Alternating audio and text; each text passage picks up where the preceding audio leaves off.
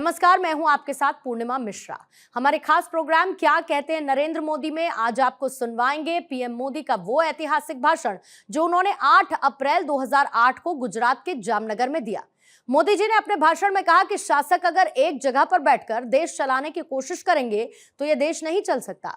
एक जगह पर बैठकर सरकारें चल सकती हैं, लेकिन हमें देश चलाना है, और जब देश चलेगा तो सरकार भी खुद चल पड़ेगी। याद है, मैंने 4 साल पहले प्रवासी भारतीय दिवस के समय विश्व भर से आए हुए गुजरातियों को, हिंदुस्तानियों के सामने एक फिल्म प्रस्तुत की थी, गुजरात अनलिमिटेड।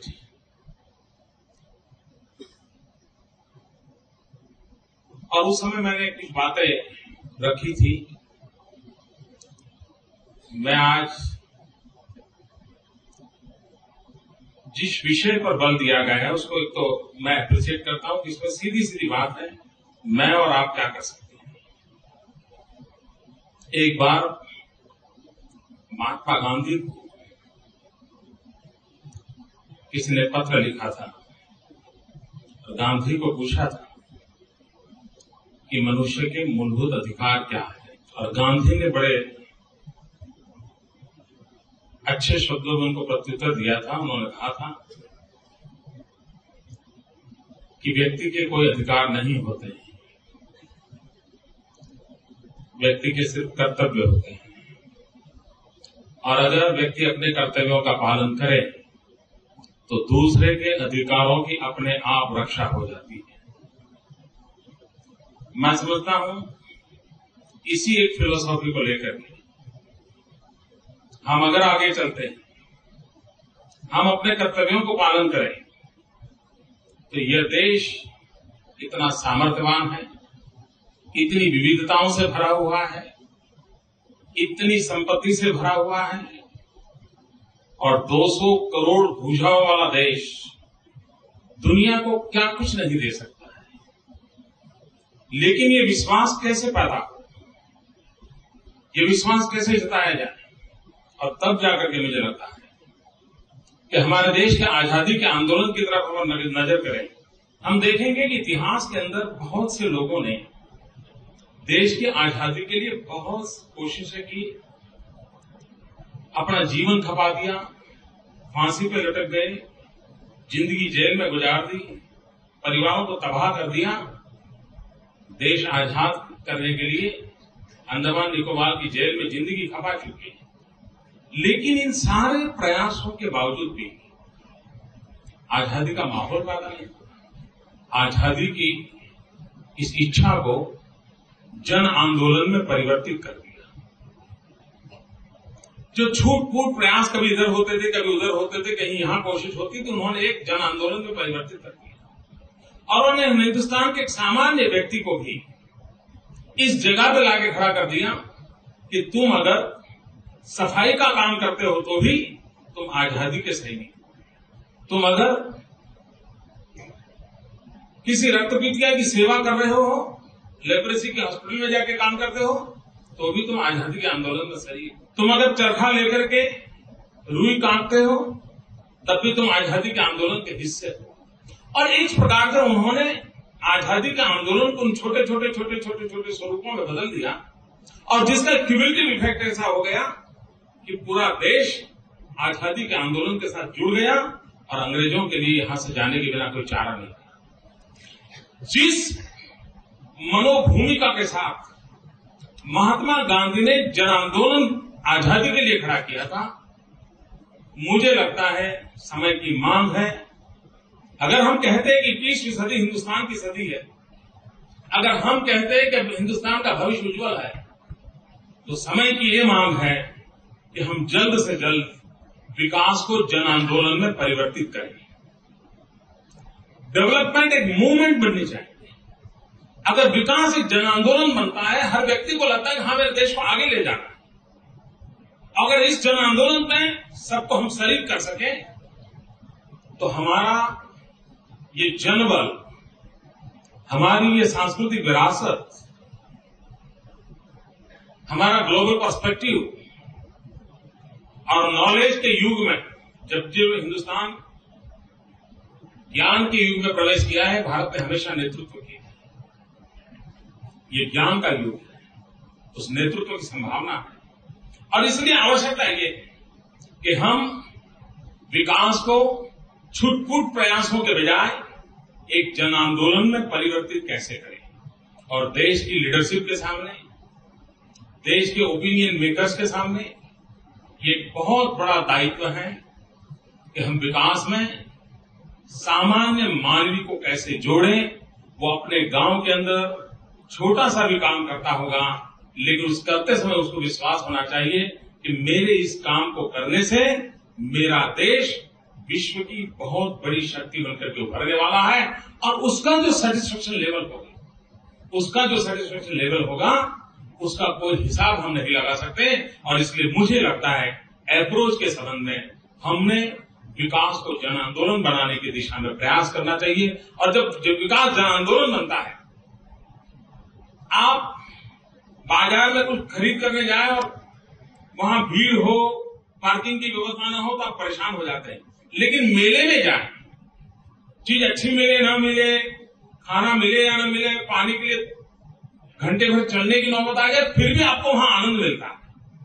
ये जो ह्यूमन साइकी है, उस साइकिल का उपयोग करते हुए हम इस देश का नेतृत्व कैसे करें। और एक जो बात है, हमारे देश का सबसे बड़ा दुर्भाग्य है, मैं अगर गुजराती में कहूं तो हमारे यहाँ दो चीजें बड़ी प्रभावी हैं। मैं शब्दों का प्रयोग गुजराती करता हूं।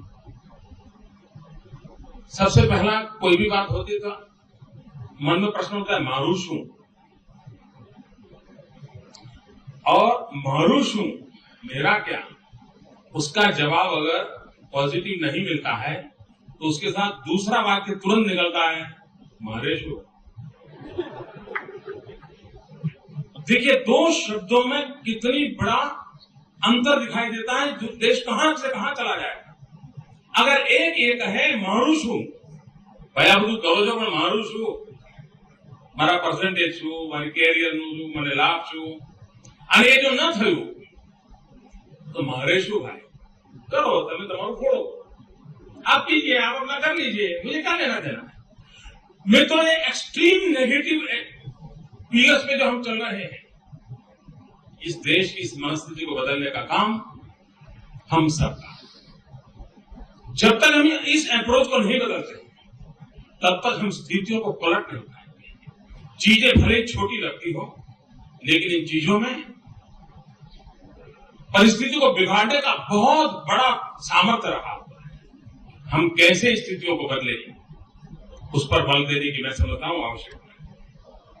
लोकतंत्र का सही मायना मैं जो समझता हूं वो ये है कि हमने जन भागीदारी से देश चलाना पड़ेगा।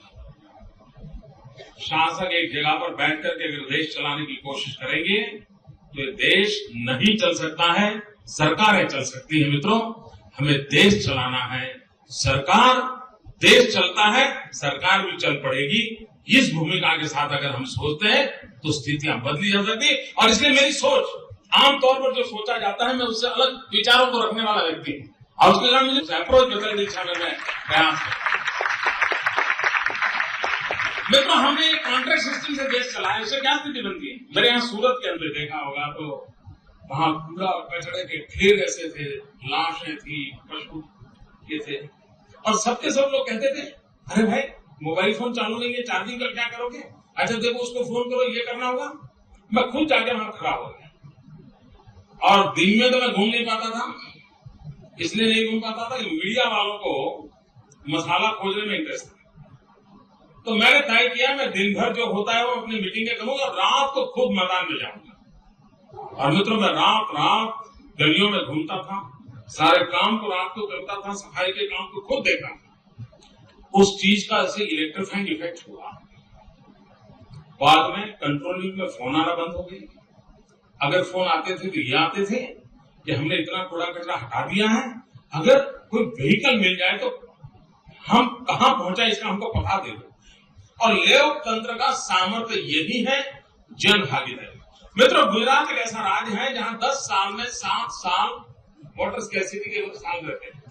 10 साल में 7 साल वाटर स्कैर्सिटी के कारण क्या हालत हो सकती है आप अंदाज कर सकते हैं। मेरा पूरा कच्छ सौराष्ट्र जामनगर के अंदर आप बैठे हैं, लाखों की तादाद में यहाँ के नौजवान रोजी रोटी के लिए सूरत मुंबई की ओर चल पड़ते थे।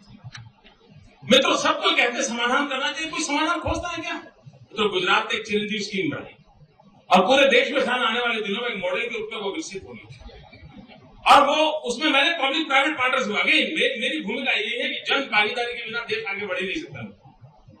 जन भागीदारी के बिना देश आगे नहीं बढ़ सकता है। गवर्नमेंट मैकेनिज्म और गवर्नमेंट साइलों के द्वारा ये देश सफल नहीं हो सकता है जब तक कि सच्चे अर्थ में जन भागीदारी न हो, जनता के हाथ में ताकत ना हो। और उस जनता के हाथ में ताकत देने का तरीका यह है कि मैंने एक चिरंजीव स्कीम बनाई। मैंने डॉक्टरों को प्राइवेटली एमओयू किया, जो जितने गायनेकोलॉजिस्ट डॉक्टर थे उनको मैंने कहा कि आप अगर कोई भी गरीब महिला आपके यहाँ प्रेग्नेंट वुमेन आती है, आप उसको ट्रीटमेंट करेंगे तो मैं अगर रेगुलर डिलीवरी होगी तो इतना पेमेंट दूंगा, सिजेरियन होगा तो इतना पेमेंट दूंगा।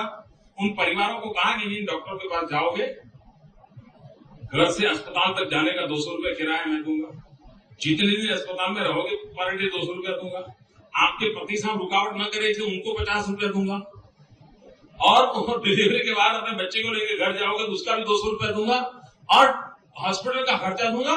मित्रों, एक छोटा सा निर्णय किया, उसका आज परिणाम यह है कि इस योजना के अंतर्गत अगर मेरे यहाँ 1 लाख डिलीवरी होती है तो 4,500 माता और बच्चे मर जाते हैं।